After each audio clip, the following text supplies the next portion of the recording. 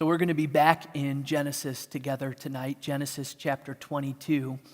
And as you're finding your way there, I just remind you, after the message, we're going to have an opportunity. Pastor Gary's going to lead us through a communion together to remember the Lord's table together, to remember the death of Christ through the elements. And so if you want to have those elements ready as well, we'll have that opportunity. I have to tell you, I'm really missing being together. It's getting increasingly difficult. This is the first Good Friday we haven't been together. And as sad as that is, think about the cross that we've been worshiping in together tonight. Think about the reality of what the blood of Christ speaks to us about. It says this, that because we've been redeemed, we've been forgiven, we've been cleansed, there's going to come a day when we're in the presence of Christ when nothing, I mean nothing, could ever split us and come between us, could ever distance us from each other ever again. We'll be worshiping. Nothing can interrupt our worship again because of the reality of the cross. Well, we're going to continue in Genesis chapter 22 because this particular chapter in Genesis just so fits, so foreshadows the cross of Jesus Christ. It's amazing. So let's take a look at this text together. Genesis chapter 22. After these things, God tested Abraham and said to him, Abraham, and he said, here I am. He said, take your son, your only son Isaac, whom you love, and go to the land of Moriah, and offer him there as a burnt offering on one of the mountains of which I shall tell you. So Abraham rose early in the morning, saddled his donkey, and took 2 of his young men with him, and his son Isaac. And he cut the wood for the burnt offering, and arose and went to the place of which God had told him. On the 3rd day, Abraham lifted up his eyes, and he saw the place from afar. Then Abraham said to his young men, stay here with the donkey. I and the boy will go over there and worship, and come again to you. And Abraham took the wood of the burnt offering and laid it on Isaac his son. And he took in his hand the fire and the knife. So they went, both of them, together. And Isaac said to his father Abraham, my father, and he said, here I am, my son. He said, behold, the fire and the wood, but where is the lamb for a burnt offering? Abraham said, God will provide for himself the lamb for a burnt offering, my son. So they went, both of them, together. When they came to the place of which God had told him, Abraham built the altar there and laid the wood in order and bound Isaac his son and laid him on the altar on top of the wood. Then Abraham reached out his hand and took the knife to slaughter his son. But the angel of the Lord called to him from heaven and said, Abraham, Abraham. And he said, here I am. He said, do not lay your hand on the boy or do anything to him. For now I know that you fear God, seeing you have not withheld your son, your only son, from me. And Abraham lifted up his eyes and looked, and behold, behind him was a ram caught in a thicket by its horns. And Abraham went and took the ram and offered it up as a burnt offering instead of his son. So Abraham called the name of that place, the Lord will provide. And it is said to this day, on the mount of the Lord it shall be provided. And the angel of the Lord called to Abraham a second time from heaven and said, by myself I have sworn, declares the Lord, because you have done this and have not withheld your son, your only son, I will surely bless you, and I will surely multiply your offspring as the stars of the heaven and as the sand that is on the seashore. And your offspring shall possess the gate of his enemies, and in your offspring shall all the nations of the earth be blessed, because you have obeyed my voice. So Abraham returned to his young men, and they arose and went together to Beersheba, and Abraham lived at Beersheba.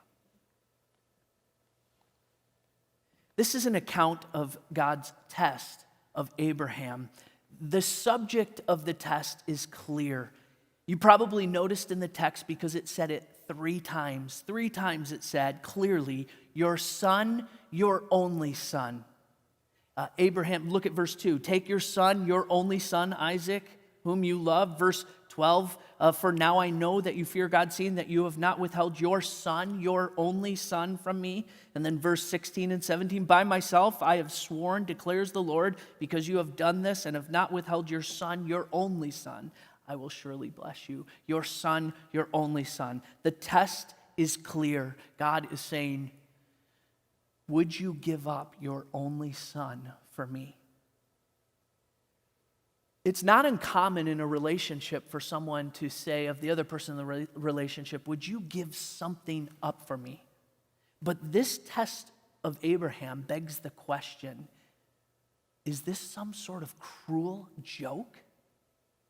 This seems crazy. Was it really necessary? After all, the idea of child sacrifice, although practiced by the Canaanites at that time, was something that God strictly forbid in the law of Moses. Abraham and Sarah had waited 25 years for this special and beloved son. And now God asks him to sacrifice his child? But here I want to share with you two reasons why God's test here of Abraham is actually warranted. Why God's test of Abraham is warranted. First of all, because God is in this test refining Abraham's trust in him. He's refining Abraham's trust in him. Remember, Abraham had failed to trust God before Pharaoh in Egypt. And he had failed to trust God before Abimelech in Gerar. And he had, along with Sarah, failed to trust God when he turned to Hagar to have a son through her. And they had failed to trust God when both of them laughed in their old age, thinking, could we in our old age have a child? They failed again and again to trust God. And now God gives this test to restore, as it were, to restore Abraham. God was refining Abraham's faith through this difficult, seemingly crazy test. Abraham's faith had to be refined in one most important issue, and this is that issue, that the Lord provides. That the Lord provides. When God tests you, He always provides for you. Whenever the Lord tests you, He will always provide for you. Do you believe that the Lord will provide for you? Do you believe that? Faithfully believe that? You see, it's easy to trust that God's going to provide for us when things are going great, when life is easy, when life is good. But when our benefits, our comforts, our resources, our health, or the health of our loved ones, when these things are threatened or even removed, taken away, can we trust God to be a faithful provider even then? Abraham was tested so his confidence would be in God, God alone, to be his provider.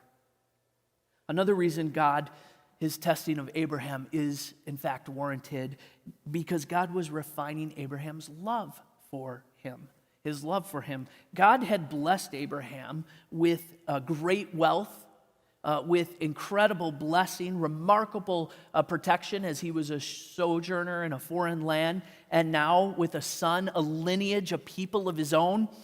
God had fulfilled his promise from Genesis 12, hadn't he? To bless Abraham with a land and with blessing and with the people, and to be a blessing through Abraham. He had fulfilled this. The blessing of God was all over Abraham. Even when Abraham failed to trust, God's blessing protected him. And this test is almost as if God could be saying now to Abraham, Abraham, do you love me for all that blessing, for all that I give you, or do you love me for who I am? Do you love me because you have that beloved son, or do you love me for who I am? It's easy to love God when He gives us what we want. But the problem is that doesn't make God God, that makes us God. And when our blessing is threatened or taken away, listen now, please hear this. There's a divine and supernatural refinement that can take place within us. A God-given opportunity for us to treasure the Lord, to treasure God above everything else. A chance to be renewed within our hearts in a love for God over a love for what God gives us. It's an incredible opportunity, the tests, the difficulties, the trials of life, to be refined. and our love for God and God alone, not for what he gives, but for who he is.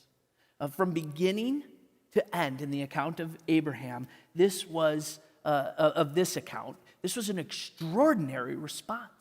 He got up early the next day.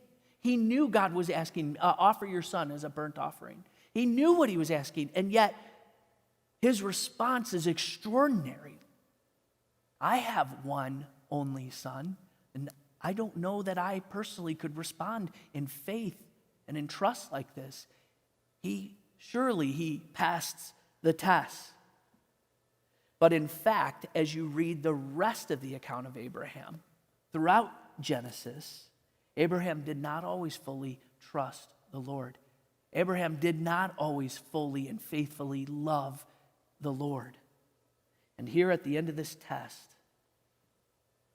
God in his grace accepts an animal as a substitute in place of Abraham's son, Isaac. You know, the fact is that no human being, no person has ever fully trusted God. No one.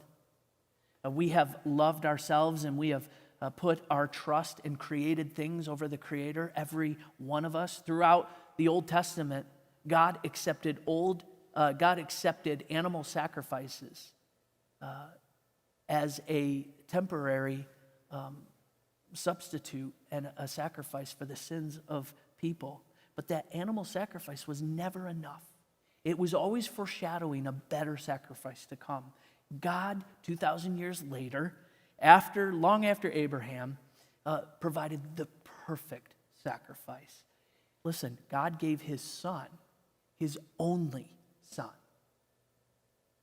Like Abraham, God brought his only son to that place of sacrifice at Mount Moriah. Like Isaac, Jesus carried the wood upon which his slaughter would take place. And the sacrifice of God's Son, 2,000 years, was very similar, except, and that's why it says, by the way, in verse 14, on the mount of the Lord it shall be provided. It shall be provided. It shall come about. This was looking ahead. But unlike Isaac, God truly put his son, his only son, to death. Extraordinary. Why? Because God's Son was the only man taking on full human form, was the only man to ever live without sin, without any sin, without fully knowing what he was saying. Then Abraham said, God will provide for himself the lamb for a burnt offering, my son. That's why the gospel writer John says, behold, through John the Baptizer, behold the Lamb of God. This was God's perfect lamb for sin in Jesus Christ. He is the Lamb of God given to atone for all the sins of all who would believe on him. A better sacrifice, a perfect sacrifice. But let me just say this. Let's be really clear about this. Sin is the condition that every human being is born into. Everyone. Born with this sin nature within us. Everyone misses the mark of God's righteousness. You say, I'm not really that bad of a person.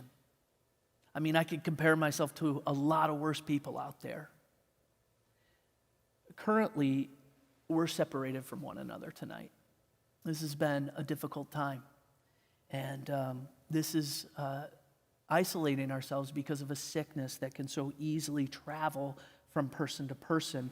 We've also learned that a small percentage of those who spread COVID-19 don't even know that they have it, so they don't know that they have spread it.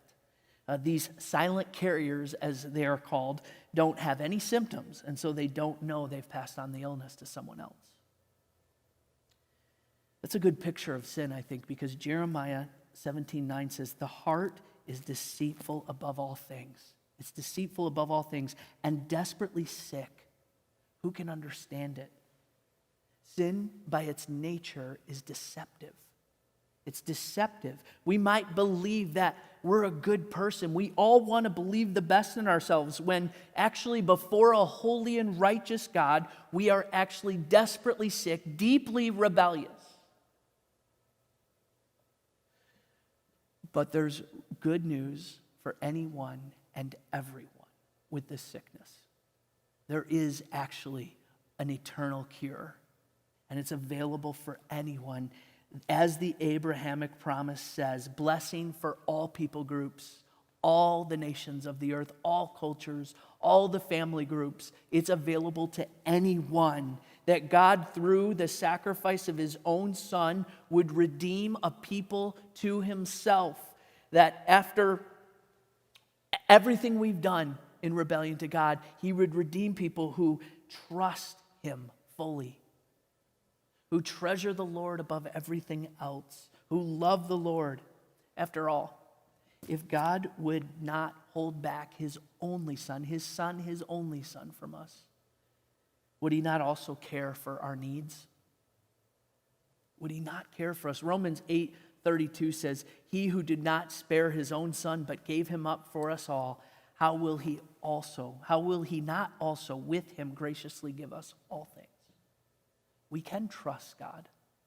We can love God above everything else because he'll never leave us empty-handed. The cross of Christ is an invitation to trust God. Maybe it's an invitation to you tonight to renew your trust in God right now. And maybe your confidence has been in something else. Maybe your hope in something else. Maybe you've been paying attention to the statistics or paying attention to your own performance or paying attention to your own resources or paying attention to your own plans.